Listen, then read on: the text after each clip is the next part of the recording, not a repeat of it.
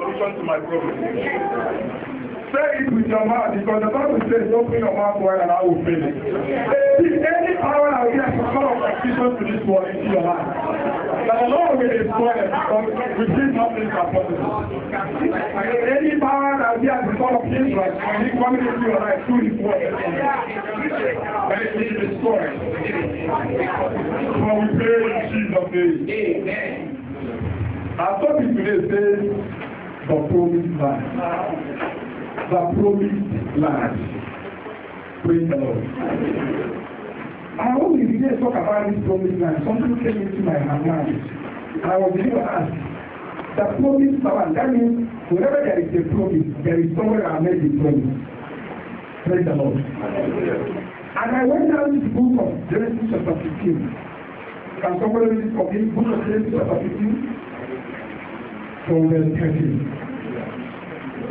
Fast reader and a fluent reader. Genesis 15 from verse 18. Yes.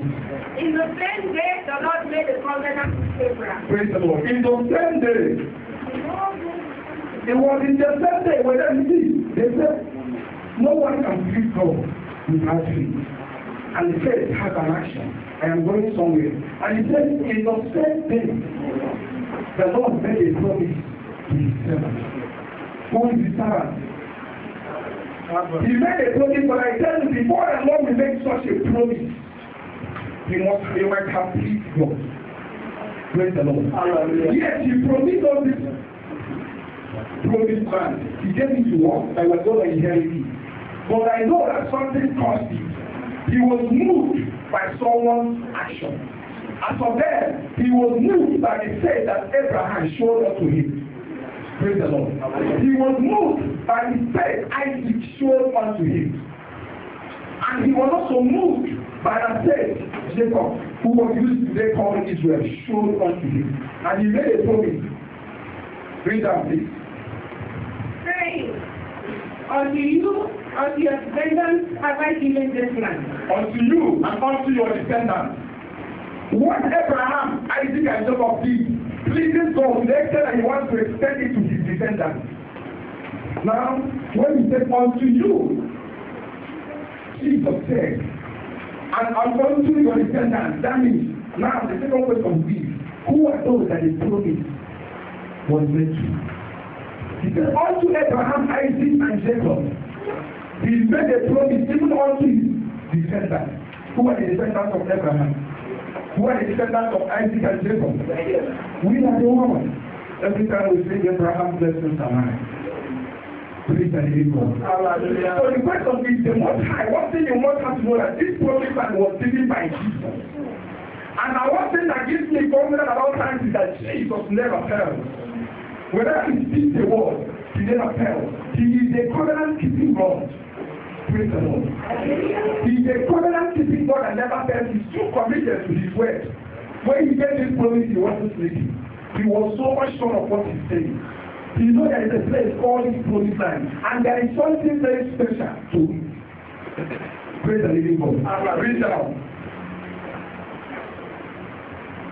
From the river of Egypt unto the great river. He's trying to let them know how deep, even close to the river, how big the place is. Now into this ministry, we have been looking for a promised land. And today, the Lord has given us a promised land. A place that is far wide, that we can be able to dance as we like. That we can be able to stay and listen to the word of God without any distraction.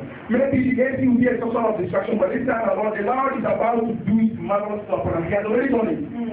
Praise the Lord. Praise the living God. As that place is being prepared for Jesus, I tell you, maybe I don't feel I should. Yes. It's the promise man unto this ministry. I don't know how prepared you are.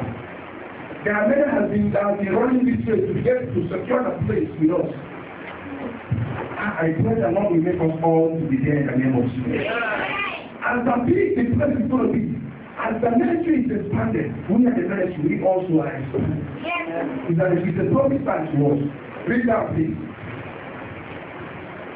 The river Euphrates, the Canaanites, and the Canaanites and the Carbonians, and the Hittites, and the Perizzites. He's trying to tell you that we are going to expand the promise that the Lord is giving unto this ministry. You and I are the ministry. This land of UAE. The global country, in Germany, in Europe, in London, in like Africa, India, all parts of the world. The Lord is going to give us the promised land. What he's trying to tell us is that wherever we step in, we occupy. And we take over every good thing that the world in the land. Praise the Lord. And this land that we are talking about, there is something special about this land. That's another question.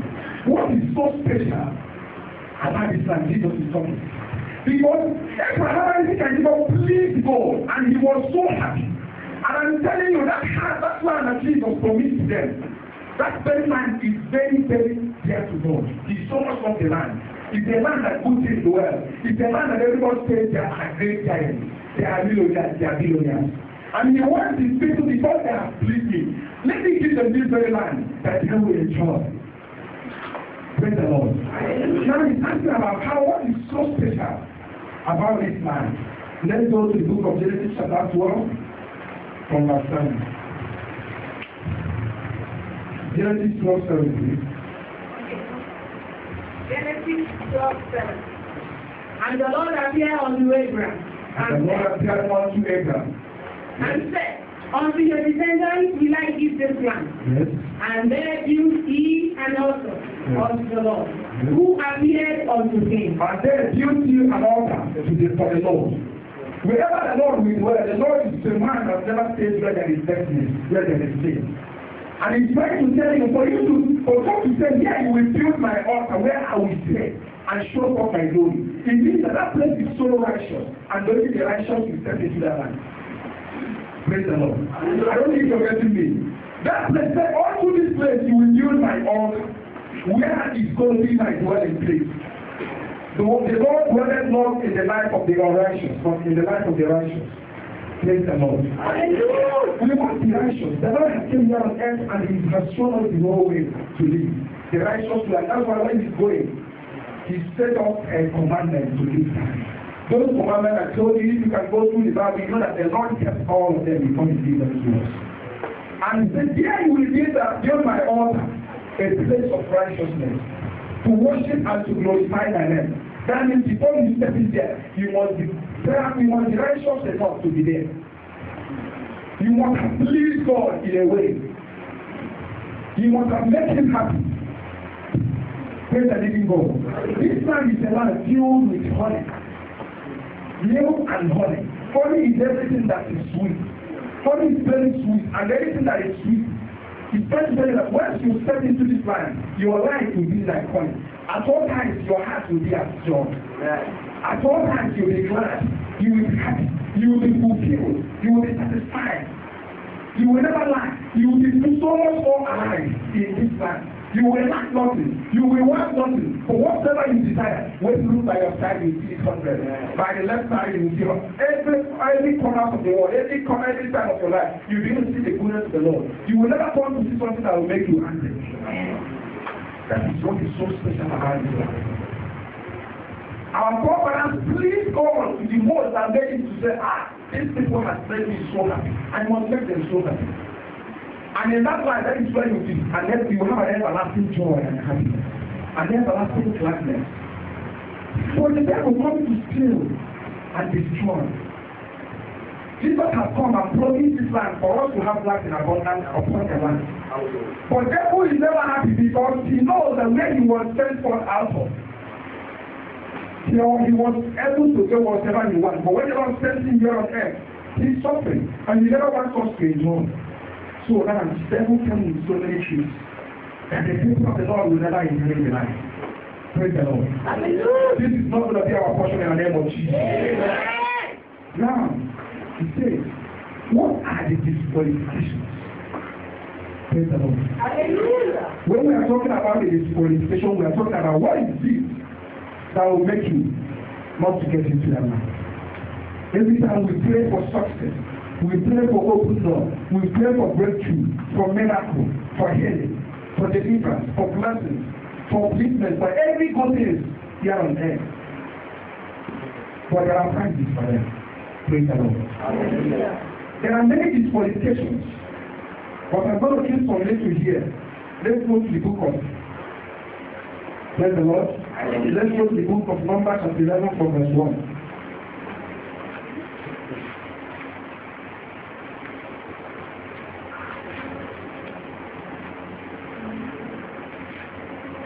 The first reader, please. Amen. And when the people complained, it displeased the Lord.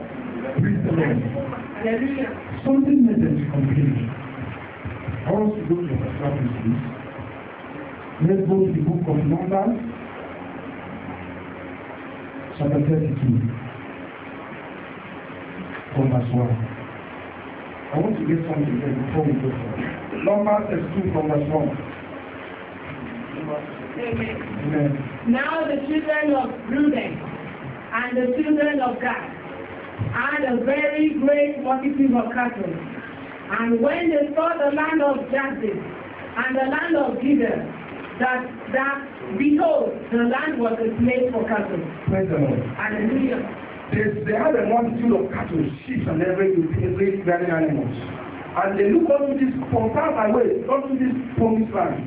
And there was a place that they go. They see that this very place is good. They have not gone into the promised land, but they saw the promised land far away. But yet, the place they were, they just saw a little thing like, I just feel only the cattle, but not themselves. And they were telling us this, let's stay here for our cattle. Moses was so angry. He said that if only you will leave your cattle here and go out for and fight this very land, after you come and use this very land, because once you are using this land, as the cattle are feeding, you yourself you are not feeding. You yourself you are not yet in your promised land. You are still in the wilderness. It's not your position. You have to go and get your position where the Lord has destined you to be. Do you know why they said this?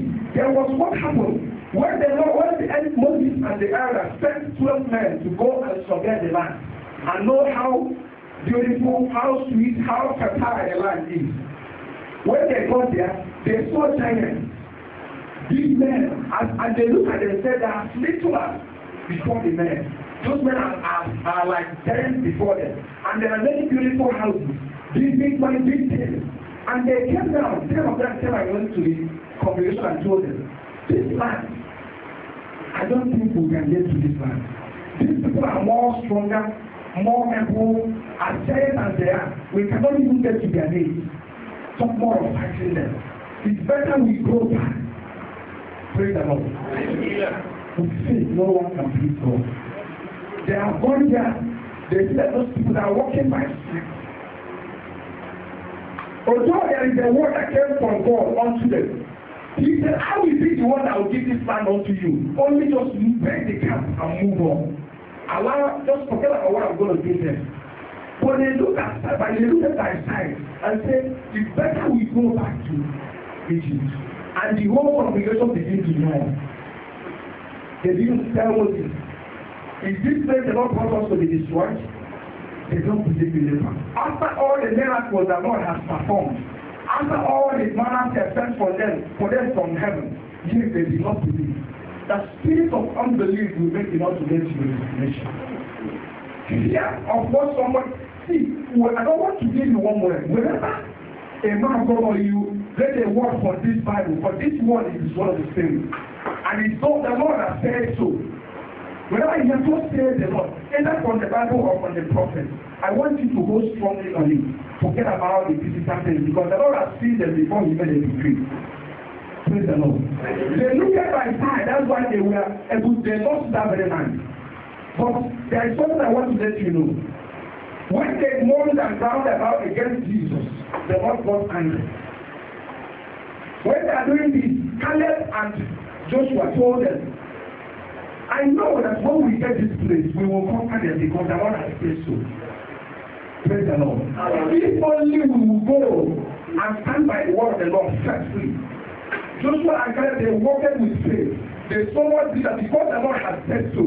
I don't think something can stop you from getting there. And the Bible made it to understand that when Joshua and Caleb said this, only them and those that are below 20 years were able to inherit that very land.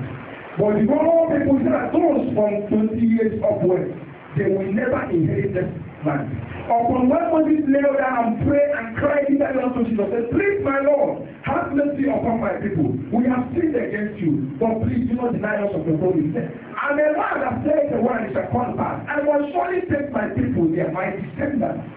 When he says my descendants, it is left for you to walk with faith, to be among. Praise the Lord. It is left when he says my descendants, he called many. But you are choosing. Those that are choosing are those that still stand by the word. By that first promise he made. Praise the Lord. The elders from 20 to the extreme end could not be able to inherit the land because they had planned against the Lord. You know the reason he said those from 18 down would be able to get there? It's because they are still a child. They have nothing. Even they have not gotten to the essence of saying what we do. But those who see that I am now a man, you know, in our place, whenever you get to 18 years, you are free to be on your own. Praise the Lord. You are free to make a decision on your own. So, the Lord says, because these people are still under command, they will do whatever they are doing because they are told to do. But this time around, because they are working under their command, I will not use their sins, the sins of the elders, against the young ones. And that was why he said, these people will inherit the land. And the elders will not able to inherit the land. It is unbelief. They didn't have faith in God. And when this was happening, they were able to open mouth and talk because they are able to talk. When you are in the house of the Lord, whenever anything that concerns God, give a second thought before you speak. Who will speak when the Lord has not spoken? They are trying to say we cannot get here. But the Lord has said, I will take you there. That means they are working with science. Whoever that worketh in the human understanding fell about them. But what you work with, whenever you work in spirit, believing God so strongly, even when it is so soft, I say it is well with me. For the Lord has said, no, there is something you have to understand. Whenever there is a word of God in your life, and whenever the word came, devil must surely come against that word. He must, whether God promises you a particular thing, goodness, marriage, blessings, financial breakthrough, devil is not happy. And he must come with the tricks. He must come even to where you have the where you know where you have good points. That is where you start. If you don't know what to say, it's better you keep quiet. You read your mind, Lord, you have said this. Father, you have said this. And just relying on your word. Even at a point of death, Satan says, even if the Lord does not say what, but I know He is a great Savior, I will keep praising Him, but He has commanded me to praise Him in a time of trouble. They were not praising because they have heard from the Lord and Lord says, I will save you from this fire. But the word they have from the Lord says, in the midst of your trouble, praise me. They just keep on praising God. On getting there, they find because they want a friend to them. You must walk with faith, and you must not at all times speak well. Think very well. Whenever you speak against the word of God, you are fighting against the Spirit of God. You can sin against the Father, the Son, and He will forgive you. But whenever you speak against the Spirit, for the word of God is Spirit. Praise the Lord. I don't know if you are understanding this. You must be very careful the way you speak about the man of God, about the declaration of God, about what the Lord has said. Even in your life, the Lord says that tomorrow I will have a car, but today I cannot even be able to buy slippers and put it down on my legs. How is it going to happen tomorrow? What kind of miracle is that? But the Lord has said it. Now you said it, you are going to say, I don't want it. When they God said, let's go back to Egypt. That was when they signed an agreement that we are never crossing to that land again. Let that not be our portion in the name of Jesus. And secondly, there was something that happened. When the Lord told Moses, go and speak to the rock to bring forth water for these people to drink. With anger because of the way these people are disturbing him, David offended God 10 times. Praise the Lord. With the anger in him, anger can deprive you of many good things. When you are angry, your heart is no more what controlling, but the physical thing that is happening. When you are angry, when somebody makes you to be angry and you become angry, that means the person has influenced you. That person is in control of your life. Praise the Lord. So whenever somebody makes you angry, if there is Spirit of God in you, what you need to do is to try to change that person from being angry to join you. Instead of you being angry, you try to make a way for both of you to just be happy. If you can be able to change his mood to your own mood, you are not a winner. But when he can be able to make you to be angry together with him, he is not a winner over your soul. Praise the Lord. And anger spoils many things. It is just only because of anger that made them not to get to their promised land. Just because of anger. Because of anger does not into speaking against the declaration of God. That will not be our portion in the name of Jesus. What the Lord told him? Speak. He said, speak to that rock. But because of anger, he asked him, what is in your hand? He said, it's time. Can you listen? The anger now has made him not to understand exactly what the Lord has been saying. Just the first word he picked up, what is in your hand? He said, it's time. Now the Lord said, speak to the rock. Because of anger, he could not be able to speak to the rock because the Lord has said, he just picked the first word he had. Anger can make you misunderstand your fellow human being. And when you misunderstand your fellow human being, it comes to hatred. Maybe the person meant well. Maybe the voice the person used to speak is not just to annoy you. But because there is this spirit of anger in you, you will just pick up the voice the person used to talk to you. And when you pick up the voice, you can never make it again until you make a mistake. So it is good for us to pray. It is good for us to pray that the Lord will give us the spirit of endurance, of joy. Don't allow somebody to influence you. You have to be the Bible says, go into the word and dominate. Don't allow somebody to overtake you and dominate you with his own way of living. Rather, you as a child of God, you in the right side, you with your authority, you are in the positive side, they are in the negative side, and the positive is stronger than the negative. Yes, it's better you use your authority in you and convert the person to your own direction. Yes. Praise the Lord. And when he struck it on the rock, yes, the water gushed out. And there was something he said before he did that. He said, "Is this?" Let's go to the book of Deuteronomy 4 from verse 3 to 5.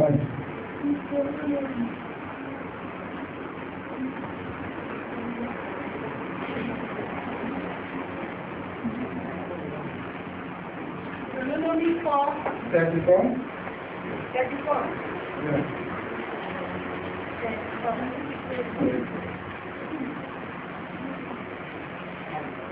34? Yes. Chapter 5. Verse 5? Or 3 to 5. 3 to 5. And the south and the men of the valley of Jericho, the city of palm trees unto Zoar. And the Lord said unto him, this is the land which I swore unto Abraham, unto Isaac, and unto Jacob, saying, I will give it unto your descendants, and cause you to see it with your eyes, but you shall not go over them. Praise the Lord. Hallelujah. Verse 5. Yes. So Moses, the servant of the Lord, died there in the land of Moab, according to the word of the Lord. Praise the Lord. Hallelujah. There was something Moses, it's because of what Moses did that made God to make this promise to Moses. But there was something he did.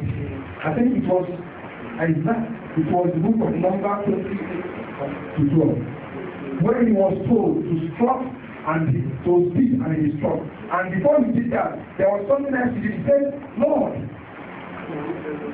why did you tell me to do this? He told to the congregation, why are you people forcing me to do this? Forcing me to do this. When he said that, in the presence, he did sentence at a go. When he said, why have you people forced me to do this? And he struck the staff. That means now he has taken the glory. By saying, asking me, I think he is the one of authority. And secondly, he said, he did it and said it in the presence of the congregation. That means he's trying to let the congregation know that I am the one doing it. How does this mean? That means the Lord is never happy of someone who is trying to say without me. Praise the Lord. Whenever you begin to let me know, one thing that makes me very angry that I can praise the Lord is whenever you are waiting, you are the one feeding me. And at the end, you try to let me know that we can't meet, we go from there. That is what I was talking to. And I was saying, let me die. And then is the moment the Lord starts to do it, start doing something for me. What the Lord will do is that He will take it from you and give it to me. Praise the Lord. That was when the Lord took away the power of leadership from Moses. Though he has been taking them, but he knows that at a particular place. He said, Moses will be one that will take them to the promised land. And if he is put to that place, I am telling you, they will like to make him the king. That is the glory you have received. But because of what they have done against the Lord, by struggling and by trying to take the glory, the Lord took it away from you and said, the glory I will give you in the latter, that I will take away from you. And that was why he said, you upon this mountain no way die. But the only grace I will show is that there will never be your body. But you won't get to that promised land. Moses was the one that had been taking all the suffering and taking all the blames. But anger made him to speak against God. Anger made him to say, without me. Praise the Lord. When you are meant to be a leader, you are meant to be a servant. When you are meant to be a leader to all, that means you are a servant to all. As big as small they are, you will be serving them. And when you see that now, okay, that means without me, why am I serving this person? Why am I his leader? I should not serve you, are under me, and the one to direct you, and the one to command you. That is when you lose his glory. Jesus came there on earth and he was the leader, but he made himself a servant. He showed an example. So in every position you are, don't take the glory. Always give the glory unto God. Whenever the Lord directs it, and what pleases God almost about the life of David praises, he never takes any glory on his own. He always gives the glory only unto Jesus. When he goes to war and come back, he will say, let's go and praise the Lord for he has fought for us and we have won. He never takes the glory. When you are in charge, and second is that there is something that says, woe unto you that will be a cause that my child will be deviated from me. When Eli see those people that made him to sin against God and they were not able to get to that promised land. Don't make your leader to get upset. Respect is the reciprocal. The Bible says, respect the elder, respect the one in truth. For the Lord has a reason for putting you there. When he makes you a leader, he will give you wisdom. And the wisdom we will ask today is that the Lord will give us the power of endurance, self-control. Because when you are a leader, you are guiding many sheep. When you are a shepherd, many sheep will be going, so they will be obeying your command. There are stubborn ones. But this is now when Jesus was guiding the sheep. Praise the Lord. And one got lost. He's using Abraham as an example. One got lost to show how loyal, to show how perseverance he is. The one got lost. That one that got lost is the stubborn one. This someone that is under you is very stubborn. Praise the Lord. As a leader, the authority of a leader is in you. What you need to do is that lead those ones, because the Lord says, I didn't come for the righteous. I came for the sinners. I didn't come for the humble ones. I came to make those ones that are not humble to be humble. He went forth and searched for the very one. Until he got in, he was so happy. That very stubborn one is not able to flow as others are flowing. He is not able to do it the way he was asked to do, or she was asked to do. But the Lord was so much interested in him because he wanted him, so he loved him. You must walk with love. Praise the Lord. It's because of love that made him to go and search for a stubborn one. I don't want you to get lost. Because the wild animals will eat you up. I love you, I want you to come back and be a humble one. Praise the Lord. So when your young ones, when the waters work under you, you are in control of and misbehaving. What you need to show them is love. Don't show them the negative side of you. Don't try to let them how arrogant they are. Then let me use the authority and show you how to destroy you. Praise the Lord. Rather you use God. The Bible says, Mercy of God overrules judgment. How does His mercy overrule judgment? He has the spirit of self-control and spirit of love. Then the judgment is that thing we have done against Him. But because of His mercy, the love He has upon us, He will have mercy and start bringing us together. He doesn't tell you anything to destroy you. No one can cause Him. No one can speak against Him. But He is not so. He's just showing us an example. So being a leader is not to, it doesn't mean to be a commander. Praise the Lord. And when somebody is a leader to you, you don't have to disobey the very person. Obedience is better than sacrifice, say the Lord. Praise the Lord. So, things that will make you not to get to the place, that promised land in your life is the destiny. Maybe the Lord wants to bless you this year. I'll give you a money that will make you to build a house, have a car, and have a family. I'm going to bless you with a husband. When you are angry, your husband might want to test you one way or another, and you flow off. This is fine. This one is fine. I can't get this one closer to me because this one is she's behaving this way. By the time I must have done everything and she has right, she will push me out of the house. Praise the Lord. So anger can deprive you of your destiny, of what the Lord has destined you to do. Then you will start saying the Lord has done it. But you know that you are the one that caused it. God is never a failure. He never fails, He never disappoints. We are the ones that fail ourselves at all times. How do we fail ourselves? By unbelief. Just a small challenges we come, you think this will never come to pass.